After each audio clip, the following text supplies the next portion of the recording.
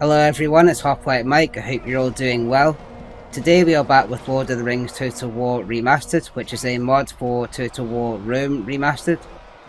We will be going through the top 10 units. Now these are not the strongest or the weakest units, it's more of a showcase of some of the more interesting units the mod has to offer. We're going to start with the high Noldor Elven units because no Lord of the Rings units video would be complete without seeing some battle-ready elves. In the front we have the high Noldor archers, and in behind we have a line of high Noldor swordsmen. The mod is set at the time of the War of the Ring, but there are some units from the last alliance, including a full Numenor roster. The high Noldor Elves formed part of the last alliance of elves and men that marched against the forces of Sauron on the slopes of Mount Doom. The Noldor archers have solid stats. They have very high missile attack of 20, which is what you would expect on an elven archer unit. They have very long range of 180, solid defense of 15, and lastly, very high morale of 35, so they don't break very easily at all. In regards to the high Noldor swordsmen, these are actually quite an offensive unit, which is unusual for elite tier infantry. Most high-end units have very high defense but only average attack, whereas these swordsmen have very strong attack but only solid defense. They also have incredibly high morale of 37 and are generally a great all-round unit. Next we have a couple of black Numenorean units. I have included both the infantry and cavalry because they're essentially two variants of the same thing. We have the black Numenorean Vanguard infantry,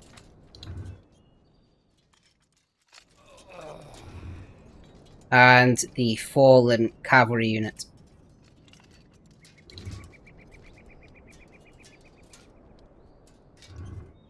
The Black Numenoreans were essentially Numenoreans who were corrupted by Sauron.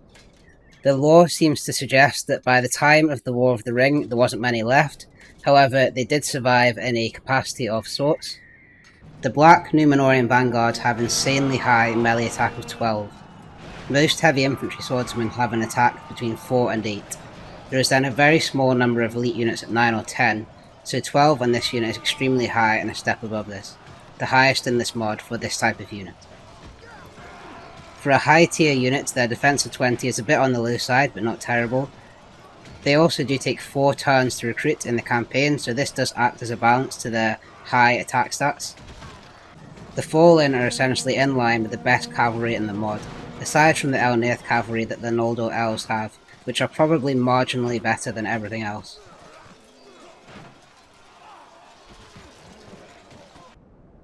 Next we have the Warg Riders. They are one of the most iconic units from the Lord of the Rings, appearing multiple times in the films. You may remember them from their ambush on Rohan on the way to Helm's Deep as one particular instance.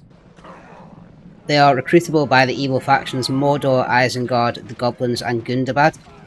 The evil factions generally don't have a wide variety of cavalry available. Isengard and the Goblins, for example, only have access to the Warg Riders, so you'll be using these from the start. The units themselves are effectively edited camel units, so they share the characteristics of the camel as opposed to the horse. The stats aren't great, they have quite low defense and a low charge, but they do get a combat bonus against horses, so they can be quite effective cavalry killers if you know how to use them. Next we have the Trolls. We have not one, but 4 variants of the Troll. The Mountain Troll, the Cave Troll, and then the upgraded attack and battle trolls that are both fitted with armour. Only Mordor has access to all 4. The Goblins and Gundabad have access to the Cave and Mountain Trolls, but not the upgraded kind. The Trolls are effectively edited elephant units.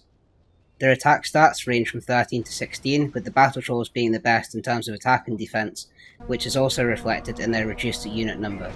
To put that into perspective, the best infantry in the game has melee attack of between 10 and 12, so the trolls' attack is only slightly higher than that. The trolls also get between 5 and 6 added hit points because their hitboxes are so big, they would be too easy to take down otherwise. The attack animation is fantastic, the way it throws the enemy units up into the air, you know when the trolls have hit the battlefield. This is some of the most entertaining gameplay I've seen in a long time. Then we have the Ents, who had the famous battle against Isengard, led by Treebeard. They are also edited elephants like a lot of the bigger, unique units. In terms of how they perform in combat, they have very similar stats to the best troll unit, being the battle troll. They share the same unit size, have slightly higher attack, but 2 points less in defense. They also have increased morale compared to the battle troll at 40, which is extremely high, so they won't break easily. Like with a lot of the other bigger unique units or the single entity units, they also have added hit points to give them a bit more staying power in battle.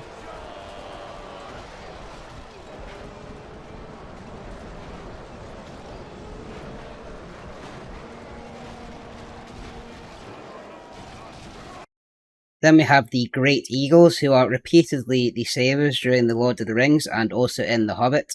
Throughout the video, we've been gradually moving up in terms of unit power. We started with the Elven units, who had a high attack of 10, and then we moved on to the Numenorean units, that had the best infantry attack stat of 12. Then we started moving on to some of the more powerful units in the Trolls, which had attack stats ranging from 13 to 16. And lastly, the Ents, which increased that further to 17. Now we move on to the Eagles, which have a huge attack stat of 25. This is one of the highest in the game. However, this is balanced by their fairly low defense stat of 19, which for a single entity unit is not great. Even with their plus 6 hit points, they will go down fairly easily to Archer Fire. The morale though is the highest in the game at 50, which makes them virtually unbreakable. Next we have the iconic Fellbeast that was used by the Nazgul and one of the coolest units in the mod. You might remember the Witch King riding a Fellbeast during the siege of Minas Tirith. The Fellbeast has very similar stats to the Great Eagles, meaning it has extremely high attack and morale but quite low defense. This leaves it vulnerable to missile fire, however this unit can be deadly if left unchecked.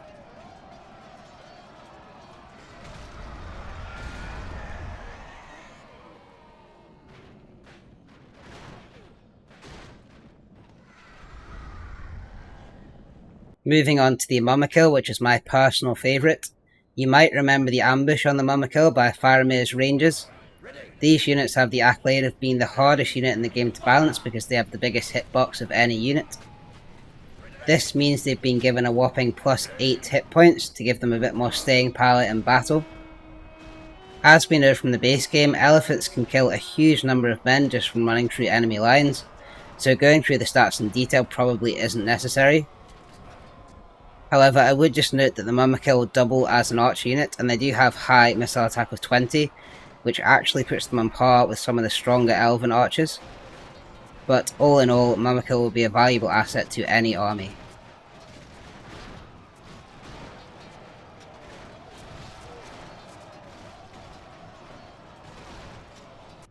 Next we have the Gondor Guards of the Fountain that you can see in The Return of the King. Aside from having an amazing design, defensively they are some of the strongest infantry in the game. Not only do they have an unbelievable defense stat of 28, which is only really matched by custom general bodyguard units, they also get plus 3 hit points. This makes them some of the toughest units to kill in the mod. Like with the Black Numenorean Vanguard, they do take 4 turns to recruit, which acts as a balance on their power. Their other stats are nothing special, but if you need a unit to hold a line, these are the ones for you.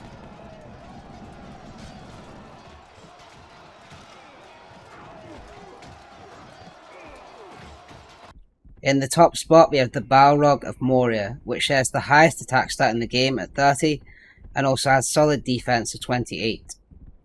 Like with the Mumakil, it gets a huge plus 8 hit points, however the model for the Balrog is a lot smaller, meaning the hitbox is also much reduced. This makes it a very tough unit to kill. As well as this, it can go berserk and has virtually unbreakable morale of 50. Something interesting to note is that it also takes the prize for being the most expensive unit in custom battles. The Balrog cost 12,000 coins, which was more than Sauron himself.